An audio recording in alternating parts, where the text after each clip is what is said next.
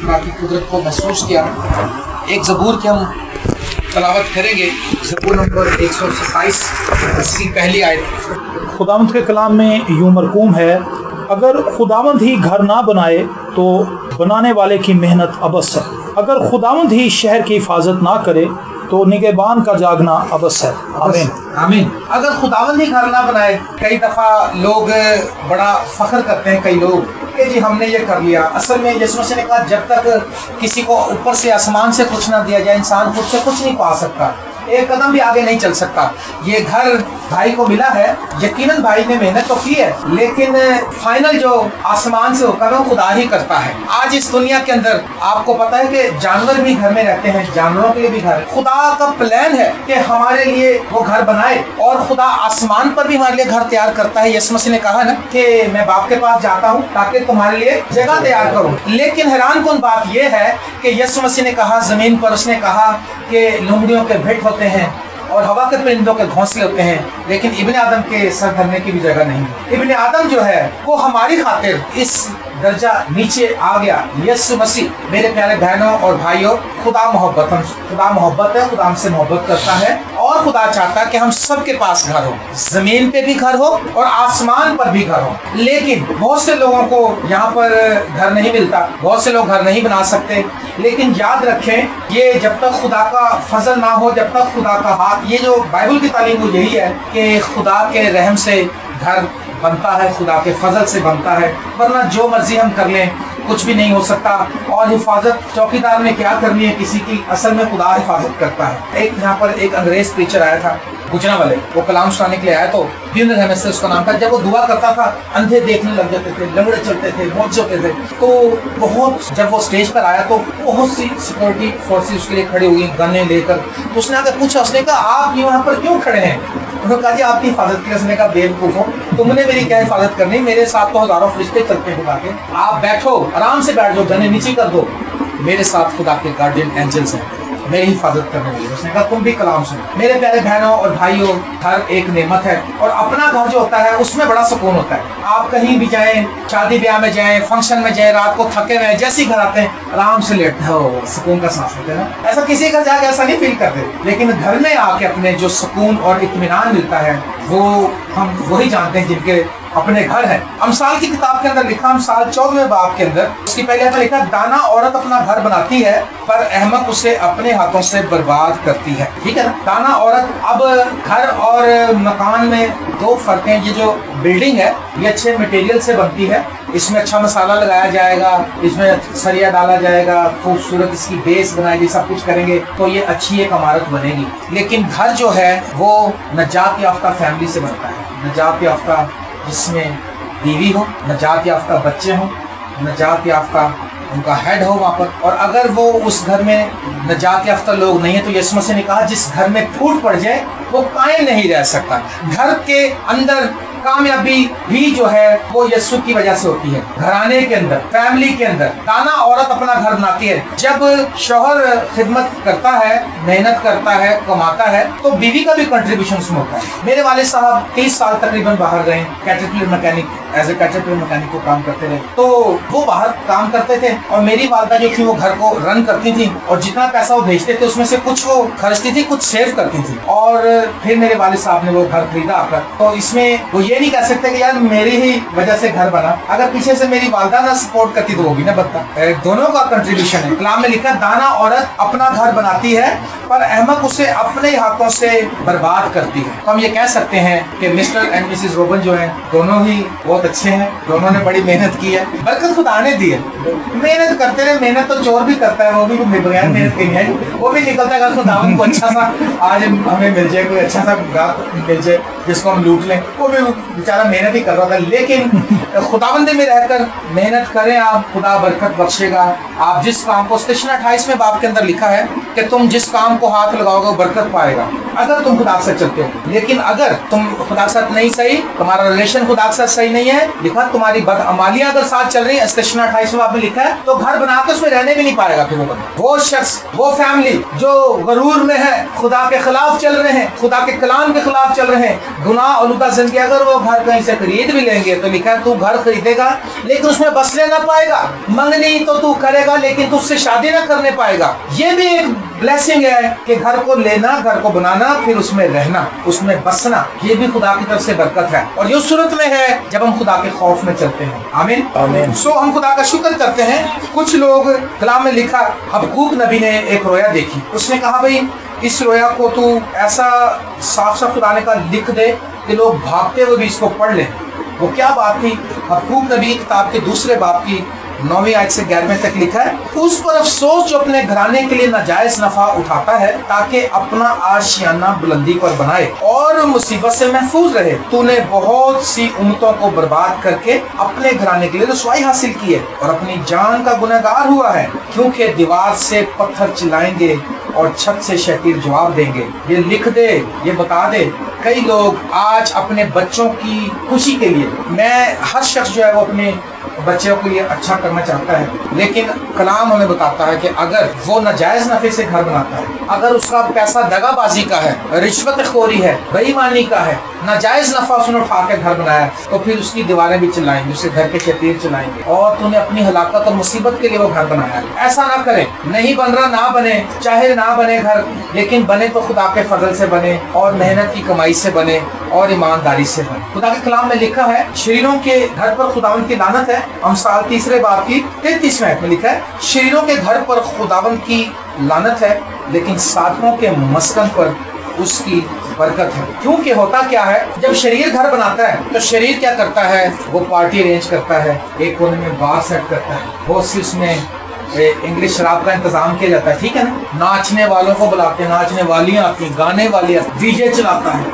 और पी कर और डांस करते हैं, नाचते हैं। ये शरीर को अगर कोई ऐसे, आप लोग खुदा के लोग हैं, आपने ओपनिंग किया, आपने खुदा को वेलकम किया। याद रखें जो लोग खुदा को वेलकम करते हैं वो कभी घाटे में गए। हमने देखा है अभी पिछले महीने एक फैमिली थी हमारे जानने वालों, उन्होंने दुआ करवाई, इबादत रखी और फिर उन्होंने बच्चे का कोई बर्थडे वगैरह किया। हमने बड़ी मुश्किल से उसको टाइम दिया, हमने कहा ठीक है जी। और इस दौरान दूसरे लोग जब हमें कॉल करते हैं हम उनको मना करते रहे कि जब मैं ऑलरेडी किसी को क्या दिया। और फिर उस शख्स ने एक दिन पहले आके कहा, उसने कहा सर बात पता क्या, मेरे घर में बहुत से टीवी के फनकार आ रहे हैं, कारी तबले वाला उसका भाई आ रहा है, फलाना फनकार आ रहे हैं और डीजे चलेगा, मेरे बच्चे गाने गाएंगे। तो मैं सोच रही हूँ दुआ फिर हम नेक्स्ट मंथ में कर लें, टाइम भी किल हो जाएगा उसमें। तो हाँ यार, तो मैं कहा जी फिर असी ताडे वाली यानी कि बाजे तबले लेके नहीं आना, कहते नहीं हाँ जी तो तुसी कल। मैं अगले दिन मैं कराची जा रहा था, मैंने कहा भाई शायद शहजाद तुम जाके यार वहाँ पे दुआ कर देना, क्योंकि उसने खुदा को वेलकम नहीं किया। उसी बर्थडे में इतने झगड़े हुए कि उसकी फैमिली के 10-15 खानदान लड़ पड़े आपस में और इख्तलाफ हो गया। उनकी बहू जो बच्चे की जो पहली सालगिरह कर रहे थे, खुशी कर रहे थे, तो बहू भी लड़के चली गई, बच्चे को भी ले गई और वो सारे तितर बितर हो गए। फिर वो शख्स मेरे पास आया, अभी कहने लगा भाईजान बहुत मुश्किल में दुआ करो। मैंने कहा जी तुमने खुद लानत अपने को बुलाई, तुमने खुदा को बाहर निकाला, तुमने कहा जी वहाँ फनकार आ, तुमने यीशु को नहीं बुलाया, तुमने फनकारों को बुलाया। हमें फनकार नहीं, खुदा को फनकार नहीं चाहिए, खुदा को परस्तार चाहिए। हमारा भाई शहजाद जो है ये ए बैच का सिंगर, इसकी कितनी सीडीज है, ज़बूरों की सीडीज है, इनकी बहुत सी सीडीज बनी। मैं इनसे कहता हूँ साथ ले चला करें, किसी को दे दिया करेंगे। लेकिन भाई ने कभी इस बात पे फख्र नहीं किया, कोई एक फिल्मी गाना नहीं गाया, टेलीविजन में भाई को प्रोग्राम मिले इसने कभी नहीं पकड़े। इसने कहा मैं यीशु के लिए बनूंगा, खुदा को फनकार नहीं चाहिए, खुदा को परस्तार चाहिए। और ये धोखेबाज बने हुए अभी कहते रहते हैं मौसीकी रूह की ग़िज़ा है। मौसीकी कोई रूह की ग़िज़ा नहीं, रूह की ग़िज़ा खुदा का कलाम है, खुदा की तालीमात जो ये है हमारी ग़िज़ा, ये हमें स्ट्रॉन्ग करती है। अगर रूह की ग़िज़ा होती तो फिर मोहम्मद रफ़ी सबसे बड़ा रूहानी शख्स होता है, मेहंदी हसन सबसे बड़ा रूहानी शख्स होता है, इनसे बड़ा सुर तो गा ही नहीं सकता कोई। लेकिन असल में ये बात नहीं है मेरे अजीजों। जो लोग लिखा साधकों के मस्कन पर उसकी बरकत है लेकिन शरीरों के घर पर उसकी लानत है। जब साधक कोई काम होता है वो शुक्रगुजारी करते हैं, वो इबादत करते हैं, खुदा को वेलकम। और जब यीशु साथ होता है, फिर काना गलील में आप देखें यही हुआ था ना, उनकी बचने की जो वजह है मेन, वो यीशु को उन्होंने दावत दे रखी थी। यूहन्ना के इंजील में लिखा है दूसरे बाब में कि यीशु की और उसके शागिर्दों की शादी में दावत थी, तो उन्होंने यीशु को दावत दे रखी थी। अब जिस शादी में यीशु आ जाए, जिस फैमिली में यीशु आ जाए, जिस खानदान में यीशु आ जाए, उनको फिर कोई घाटा नहीं। जिस कश्ती में यीशु बैठ जाए, जिस घर में चला जाए, जहाँ मर्जी यीशु जहाँ जाएगा वहाँ पर नूर ही नूर होगा। हालेलुया। वहाँ पर शिफा होगी, वहाँ पर तंदुरुस्ती होगी, वहाँ रोटी की कमी नहीं होगी। वहाँ 5 रोटियां होंगी तो हजारों खा लेंगे। जिस कश्ती में यीशु होगा उसमें तूफान भी आ जाएगा तो वो हुक्म देकर रोक देगा उनको। यीशु को वेलकम किया था उन्होंने। लिखा शादी में उनकी दावत थी, यीशु तो दावत देना जरूरी है। यीशु धक्के से नहीं आता, शैतान बगैर बुलाया आता है। लेकिन यीशु मसीह जो है, हम नहीं जाते किसी को किसी प्रोग्राम में बगैर बुलाए। आपको कोई शादी में बुलाए, आप नहीं जाएंगे, कोई भी जाएगा। और अगर इमरजेंसी में बुलाया कहिए 2 घंटे बाद निकाह आ जाओ, तो आप नहीं जाएंगे, कहेंगे देखो यार हमारे सगे रिश्तेदार हैं, मैं अब बुला रहे नहीं। हाँ, प्यार से मोहब्बत से 15 दिन महीना पहले बुलाएंगे। इसीलिए यीशु को भी दावत दीजिए अपने घरों में, अपनी जिंदगियों में, अपने हर काम में यीशु मसीह दावत दीजिए। और हर काम का स्टार्ट जो है दुआ से करें। इंडियन खादम थे भक्त सिंह, कहते हैं यार तुम लोग बाल भी कटवाने जाओ तो दुआ करो, दुआ करके निकल जाओ, कोई नुकसान नहीं होगा, फायदा ही होगा। तो कहते हैं एक दिन मैं बाल कटवाने जाने लगा, तो मैंने कहा खुदावन बाल कटवाऊं कि ना कटवाऊं, खुदा का बिना कटवा। एक दिन गुजर गया, 2 दिन गुजर गया, हफ्ता गुजर गया, बाल बड़े होते, बाल बड़े हो रहे, पता नहीं बाल किसी मुल्क में, कनाडा में थे, वो इंजीनियर थे। उसने कहा यार जहाँ तू ठहरा बना इसके नीचे एक दुकान है, छोटा चला है, उसके पास गए, उससे बाल कटवाना शुरू किए। बाल कटवाते कटवाते उसने पूछा आप क्या काम करते हैं? उसने उसको कहा मैं तो यीशु मसीह का खादम हूँ। उसने उसको खुशखबरी सुनाई, उसने यीशु को कबूल कर लिया, उसने उसके बाल में मुफ्त काट दिया, पता नहीं कितने $, फीस थी बालों की, वो भी नहीं ली उसने। यीशु ने कहा देखा जब मेरी बात मानता फायदे में रहता है, एक रूह भी बच गई, तेरे बालों के पैसे भी उसने लिए। जब हम हर एक बात में खुदावंद को आगे रखेंगे हमें कभी घाटा नहीं होगा। उस फैमिली का नुकसान ये है, अब वो कह रहे जी जल्दी से दुआ करो, हम फिर क्या आएंगे, हम दुआ करेंगे, कोई बात नहीं करेंगे, खुदा रहम करने वाला है। लेकिन उन्हें सबक सीख लिया कि नेक्स्ट टाइम ऐसा नहीं होना चाहिए। मेरे प्यारे बहन और भाइयों, लिखा है श्रीयों के घर पर खुदावंद की लानत है, लेकिन साधकों के मस्कन पर उसकी बरकत है, क्योंकि शरीर अपने तरीके से जो है करते हैं, साधक खुदा के खौफ में चलते हैं। अस्तिशना 20वें बाब में अगर हम पढ़ें 5वें आयत में लिखा है घर को महसूस करने के लिए एक बड़ी खास बात, फिर फौजी हुक्काम लोगों से यूं कहें कि तुम में से जिस किसी ने नया घर बनाया हो और उसे महसूस ना किया हो, वो अपने घर को लौट जाए, ता ना हो कि वो जंग में कत्ल हो और दूसरा शख्स उसे महसूस करे।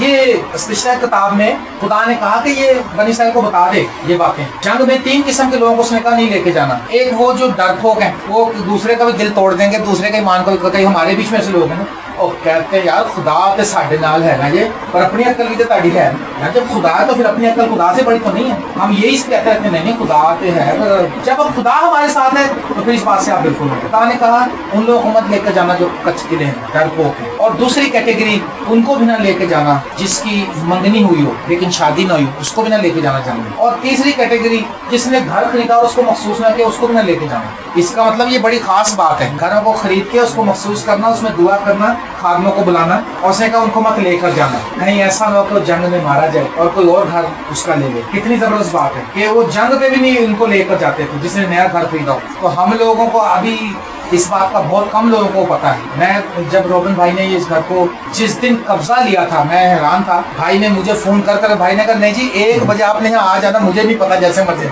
वो कुदरती उसने हमें छुट्टी भी मिल गई, कुछ दिन ऐसा था 1 बजे हम यहाँ जो टाइम भाई ने पाया हम आए यहाँ पर, उन्होंने कहा जी दुआ करके हम इसका लॉक खोल के इंटर होंगे। तो जिसका स्टार्ट दुआ से हुई है, जिसके स्टार्ट में यीशु को वेलकम कर लेगा उसको कोई प्रॉब्लम नहीं। इस घर का कंट्रोलर जो है वो यीशु मसीह, क्योंकि यीशु को दावत दे दी गई है, काना गलील में दावत दी गई थी ना, तो खुदावंद ने उनको कोई मुश्किल, उनकी मुश्किल जब आई तो उनको ठीक कर दिया सारे काम। और पानी को उसने कहा मटकों में भरो और लोगों को पिलाया, तो बेहतरीन मैं बन चुकी थी। दूसरा ग्रंथियों 5वें वाक्य पहले में लिखा है क्योंकि हम जानते हैं कि हमारा खैमे का घर जो जमीन पर है गिराया जाए और फिर हमें आसमान पर एक घर मिलेगा जो हाथ का बना हुआ नहीं होगा। अच्छा जी, आसमान पर भी घर है, वहाँ पर बिल्लौर के घर हैं, क्रिस्टल के। क्रिस्टल जो है सुना मैंने हीरे और चांदी सोने से महंगा होता है, ठीक है।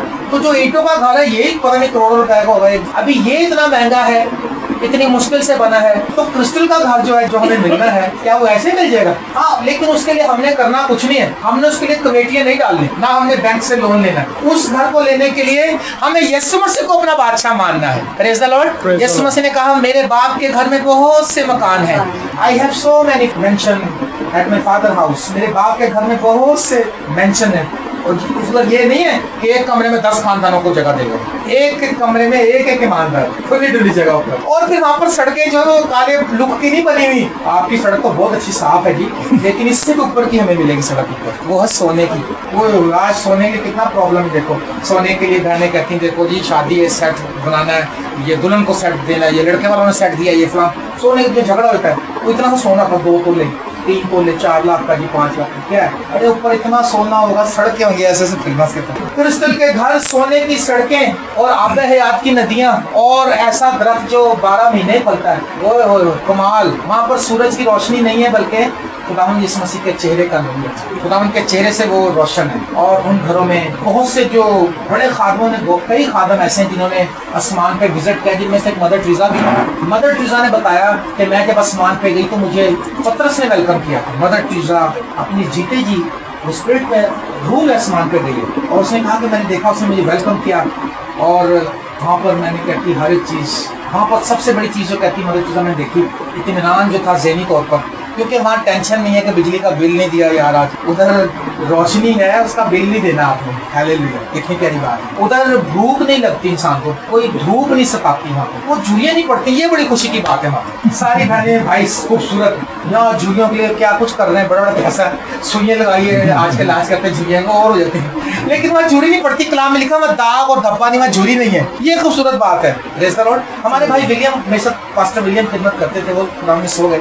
एक दिन हम दुआ कर रहे थे तो खुदा ने मुझे रोया में दिखाया कि विलियम जो एक काहिनों वाले लिबास में, काहिनों के सेक्शन में खुदा से बात कर रहा है, लेकिन विलियम भाई जो है उसके यहाँ पर थोड़ी सी झुर्रियाँ थी। मैंने देखा वो बड़ा चेहरा वाइट, उसका झुर्री भी खत्म हुई हुई और बड़ा फिट और ऐसे लग रहे थे यंग आदमी। मैंने दिल में खुदा से सवाल किया, मैंने खुदावन विलियम ऐसा क्यों है? खुदा ने कहा तूने कलाम में नहीं पढ़ा कि वहाँ झुर्रियाँ नहीं? मैंने कहा बिल्कुल। मैंने अपने भाइयों को कहा, मैं कि यार मैंने रात विजन देखी, मैंने रोया में देखा विलियम भाई को और बिल्कुल फिट हालत में देखा, उसको कोई झुर्री नहीं। कितना खूबसूरत खुदा है हमारा। खुदा आसमान पे भी घर देना चाहता है, खुदा जमीन पे भी घर देना चाहता है, खुदा का प्लान है। लेकिन घरों को हम, जब हमें घर मिले हम महसूस करें, जब तक नहीं मिले हम दुआ करें, हम शुक्रगुजारी करें, लेकिन घरों को बनाने के लिए बेईमानी ना करें, दगाबाजी से पैसा इकट्ठा ना करें, वरना कलाम में लिखा वो घर ही तुम्हारे खिलाफ गवाही देता फिरेगा। उस घर के शतीर और दीवारें चिल्लाएंगी कि इसने ये बेईमानी से पैसा इकट्ठा किया है। और यूहन्ना की जगह 14वें बाब में लिखा है कि तुम्हारा दिल ना घबराए। मेरे अजीजों, हम अपने ईमान में कायम रहें, इंतजार करते रहें। हमारा एक दिन खेमे का घर, ये वाली बॉडी भी गिराई जाएगी, लेकिन जब हम आसमान पर जाएंगे फिर हम कभी नहीं मरेंगे। और उन घरों में, जैसा मैंने कहा कि साधु मदर टेरेसा ने ये गवाही दी, ऐसा साधु सुंदर सिंह ने भी टेस्टिमनी दी है। साधु सुंदर सिंह भी अपनी एक गवाही में बताते हैं कि वो इसी सदी में थे, 1930 तक, शायद 35 तक रहे हैं बर्रे सगीर में। मेरे दादा के भाई थे मिस्टर जी सैमुअल, वो बड़े अच्छे खादम थे और बहुत ज्यादा उस वक्त में वो कलाम को पढ़ते। उन्होंने मुझे असल में, एक दिन मैं छोटा बच्चा था, इतना बड़ा जैसे ये बच्चे हैं 5-5, एक मुझे पास बुलाया, उन्होंने कहा बेटा मैं तुम्हें एक बात बताता हूँ, तुम एक बड़े आदमी बन जाओगे, तुम बहुत तरक्की करो। मैं कहा दादाजी बताओ। उन्होंने बाइबल मेरे घर में थी उठा के मुझे, उसने कहा ले बेटा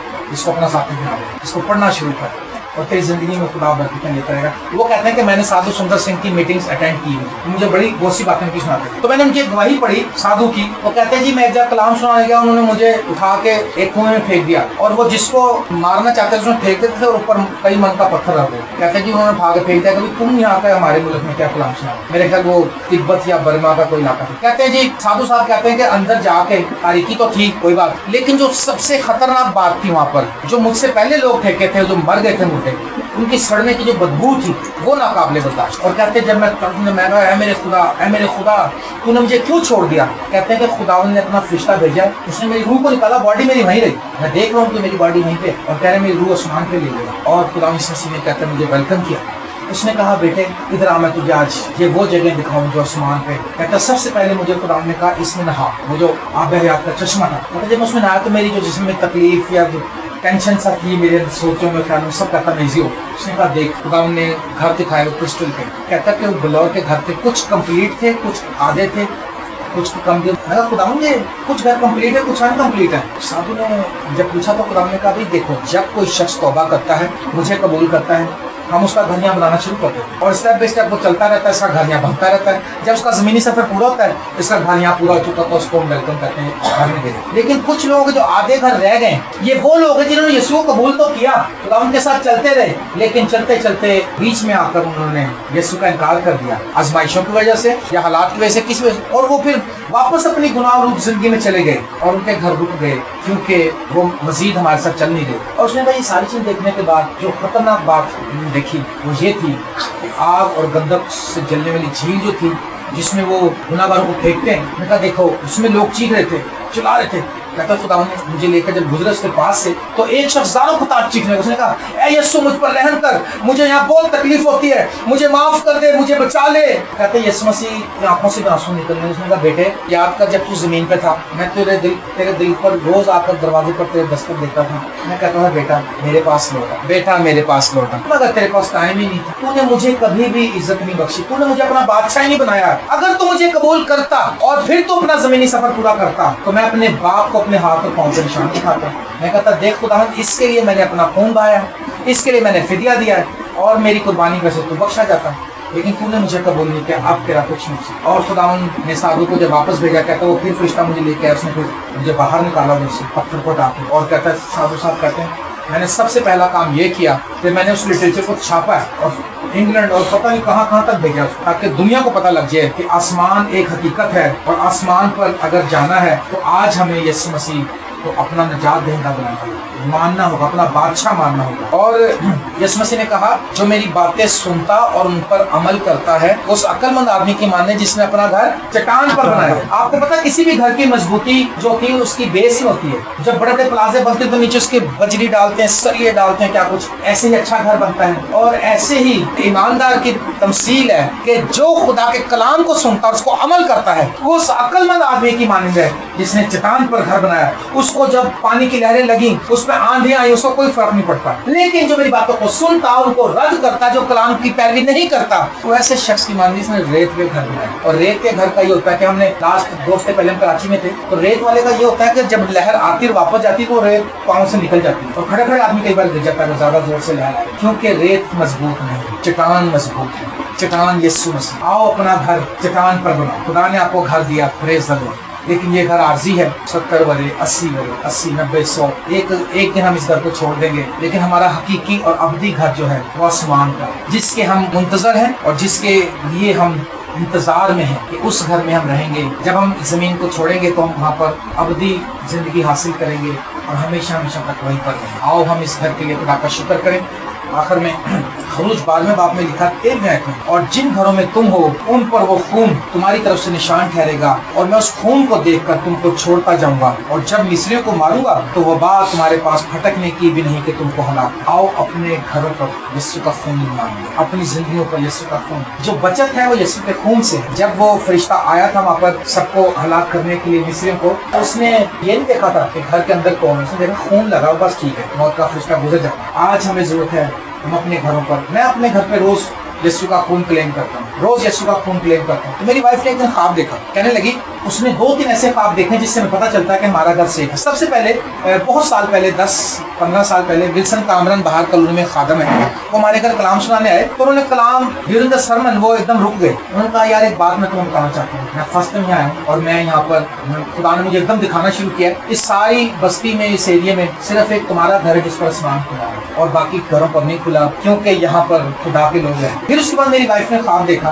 कि हमारी गली में जहाँ हम रहते हैं वहाँ पर फौजी आए और सब घरों पर फायरिंग कर रहे हैं और बड़े जंगजू हैं वो। और जब फायरिंग करते करते उनका जो कमांडर था उसने कहा भाई देखो सारे घरों पर फायरिंग कर दो, इस घर पर फायरिंग ना करना क्योंकि ये खुदा के लोग। फिर उसने एक और ख्वाब देखा, कि बहुत से वो जो होते हैं ढोल बजा के चादर लेकर जाते हैं, ऐसे लोग आ रहे हैं ढोल बजाते हुए और वो अपने उसमें से कुछ दे रहे हैं लोगों को खाने के लिए सबको। तो मेरी वाइफ खड़ी देख रही थी, तो एक बुजुर्ग उसमें से जो था सबको दे रहा था, उसने कहा बेटा ये आपके लिए नहीं क्योंकि आप लोग मुकद्दस जो यीशु के खून में छुपे हो, जो यीशु के खून में, यीशु का खून जिनको कवर कर ले उनको शैतान भी फिर कुछ नहीं है, उनको शैतान भी बताता है। और जब मेरी वाइफ ने ये मुझे बताया तो मैंने कहा यकीनन खुदा हमारे साथ, खुदा हमें संभालता है। आप अपने अपने घरों पर जब रोज उठते हैं आप पॉजिटिव बोलें, आप कहें खुदावन हमारे घर पर हम बर्रे का खून मांगते हैं। सोते वक्त कहें खुदावन हम अपने घरों पर और अपनी जिंदगियों पर यीशु तेरा खून मांगते हैं। अपने बच्चों पर और अपने बच्चों को दुआएं दें, बरकत दें, कहें खुदावन तुम्हारे को तरक्की दे, खुदावन तुम्हें आज बरकत दे और हर रोज को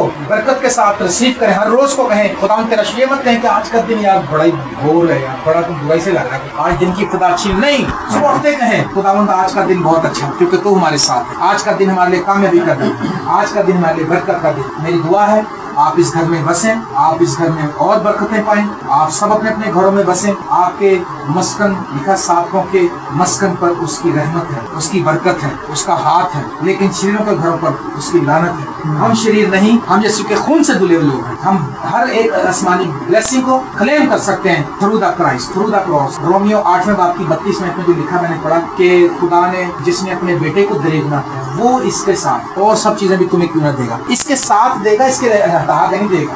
और बरकत सिर्फ यीशु के साथ नहीं है। और आज मेरी दिली दुआ है कि मुझे बहुत जल्द आप जल्दी और गवाहियां देंगे कि खुदा ने हमें इस घर में और बरकत दी। आए हम दुआ करें।